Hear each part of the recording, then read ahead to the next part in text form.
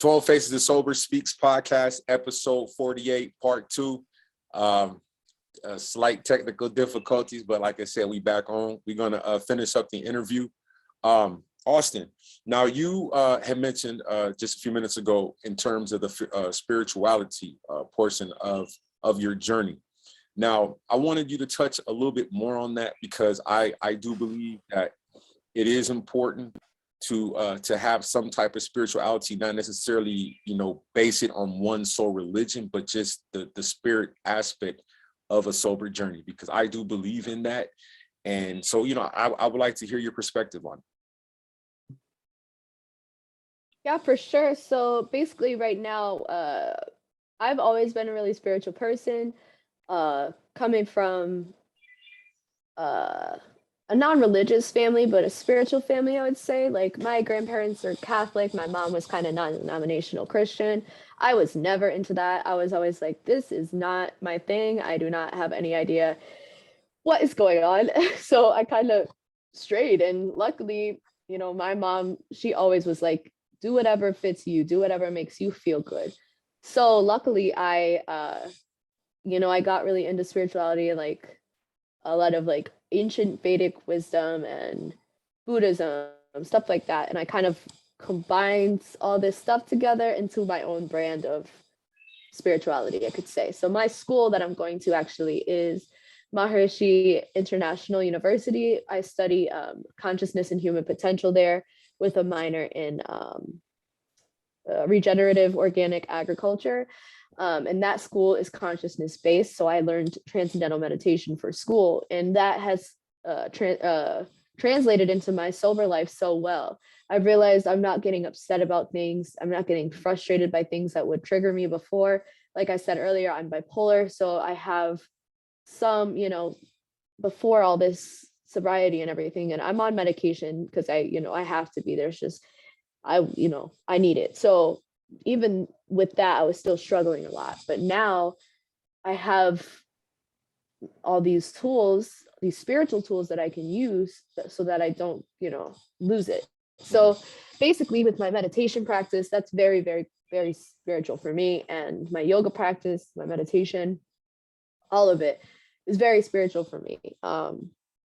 Like sometimes I'll be doing yoga and just straight up burst into tears, or start laughing, it's just weird. But a lot of, like, I believe basically that we are like the universe experiencing itself in human form. So living in love rather than living in fear is what you need to do. All those people that, like, let's say people with issues with just discrimination, whether that's racism, being horrible to people with addiction, stuff like that, they're living in fear. So you want to live in a vibration of love always. You always want to approach everything, every situation, and every person with love, no matter how they wronged you or no matter what happens to you in the past, kind of thing. And that was really hard for me at first to grasp, and now it's not, now it comes naturally because I've worked so hard on it. So basically, like, especially with addiction, like, you need to live with love for yourself in addiction and sober. Like, you need to understand that the addiction and the issues that you went through in your life was a lesson that your higher self needed to learn. And once you learn the lessons that you had to learn is when you'll start living your life how you're meant to live it. And that's what's happening to me at age 24, 25. Luckily, my higher self learned the lesson that it needed to learn and told me very explicitly. I heard it myself. I felt it myself that this is going to be my life for the rest of my life, basically, is helping others, getting my story out there, helping others get their story out there, and just being a beacon of light for the sober community and for everybody sober, 1 day to 80 years sober, Right. That's because of my spirituality, because the whole thing of living in love has just shown me to have compassion for every single living being on this earth, That's what's That's up. it, really. No, I mean, that's a good answer. I mean, that's truly a good answer. And I think, Thank you. like I said, just hearing you talk and hearing you share your story, you would think that you have a little bit longer under your belt in terms of sobriety. And so, only Mhm. message that I have for you is that, keep that mentality, keep that energy, keep spreading the message, because that's what's going to save the next person, from, Mhm. getting involved in, something that can, lead them behind bars for the rest of their lives or lead them to death. So like I said, that's what's most Correct. important for me, is that like I said, this isn't my first go around, but I knew that with, as far as my health issues, I had diabetes, or I have diabetes, but I'm trying to correct that. A lot of health issues that I ignored when I was going, dealing with my alcohol, struggles with alcohol, being Yep. in the hospital for Same here. pancreatitis, falling, I Mhm. almost lost this eye because drinking one night at the casino in Phoenix.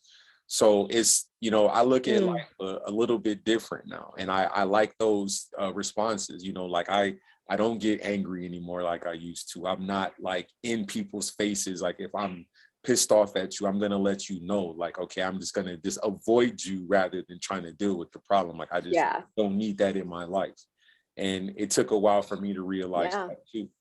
So like I said, that's the gist of 12 Faces of Sober Speaks podcast, is that, it doesn't matter if you have a day sober or you have 50 years sober. It's just more or less of how you got there and what you were trying to do today to make yourself get to tomorrow. And that to me is what it's all about. And so, like I said, I do appreciate you coming on. I do appreciate you sharing. I would love to be a guest on your podcast once you get everything up and running. You know what I'm saying? Because my story is Of course. rather interesting, to say the least. But it's not about me today. It was about you, and hearing you share what what you have. Nah, for real. Like, cause like I said, when I looked at it, I was like, dang, you only got 60 days. I'm like, how am I gonna approach this? But I was like, you know what? Let's just see. You know what I mean? Because I'll give you a little Mhm. short story. Like somebody had a buddy of mine, from him following me, like we were in the army together, and he had went to rehab through the VA, the same thing I did. And I was like, hey man, I want to just share Mhm. your story, share. Nah, I'm not ready yet. I'm not ready yet. And I was like, okay. So that's when I had made that rule. This was last year. I said, okay, I'm not gonna, interview anybody early in sobriety, because it can kind of be a touchy, Mhm. touchy subject. You don't want to, trigger something that may lead them to go back, but you don't Right. have that type of energy. So I'm not worried about that. So Not at all. right on. But Yeah, that's not what it's about in my life. My life is about moving on, and like literally what I said about not having cravings. Like it's just very wild for me because I used to have a craving all like there was no other like nothing else. I had no other emotions besides I am craving alcohol right now and I want it.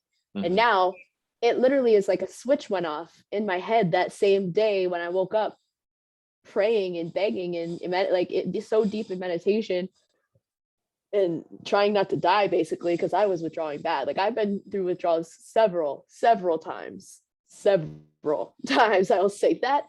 Um, and I've been to the hospital a couple times when I wasn't feeling great. But this time I didn't do that. I literally laid in bed and I like just told myself like this is it.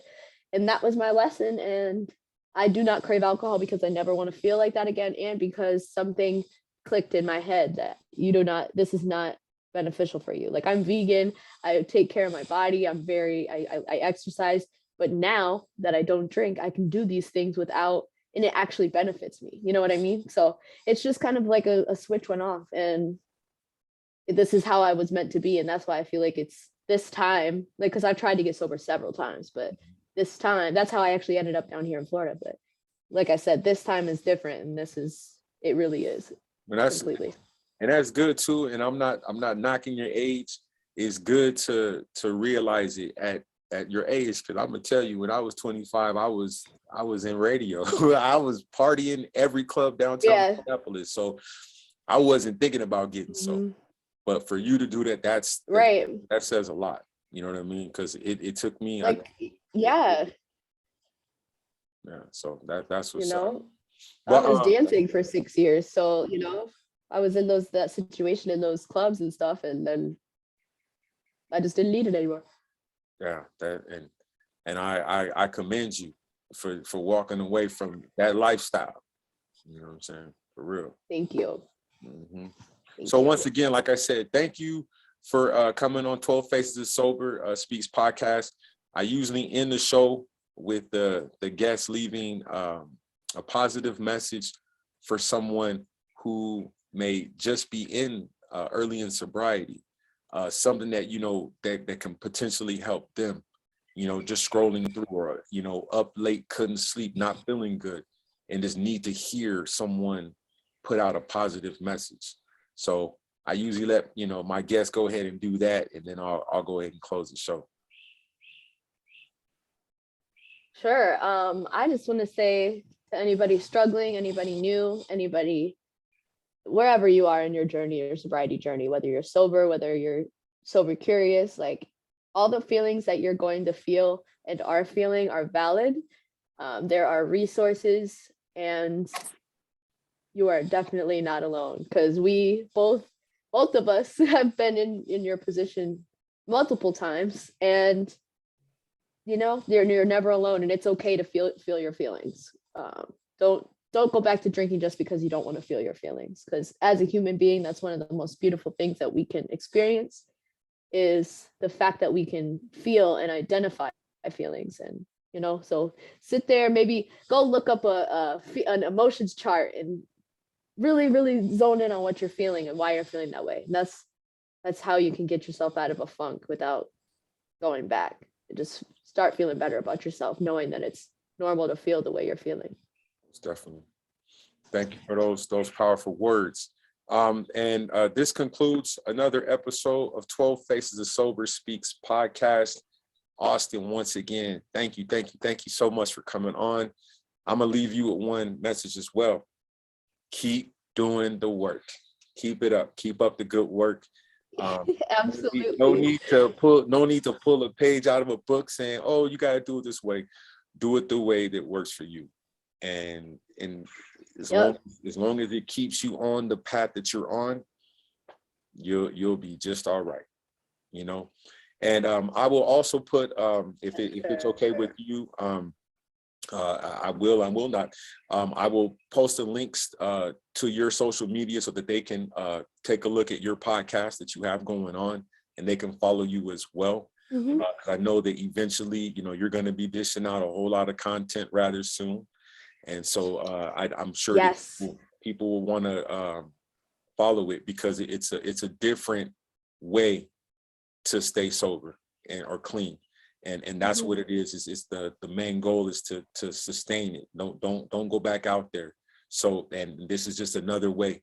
And so I definitely will put the links in the description on YouTube. And like I said, thanks again. You guys tune in to this episode, many more. I got an actor coming up in the next couple of days. So 12 Faces Sober Speaks podcast is trying to grow as much as possible, and just get a chance to speak to good people like Austen, and be able to help the sober community. So once again, Austen, thank you so much for coming on, and definitely looking forward to following your sober journey, and just see the growth, because I definitely can see that, you know, this is going to be an interesting thing to follow. So I definitely want to check it out. So like I said, once again, thank you so much for coming on. Thank you so much. All right, well, you take care. And I will I'm gonna message you after this to talk about you coming on my podcast. So all right, for sure. Yeah. All right. Yep. Thank you. Thank you.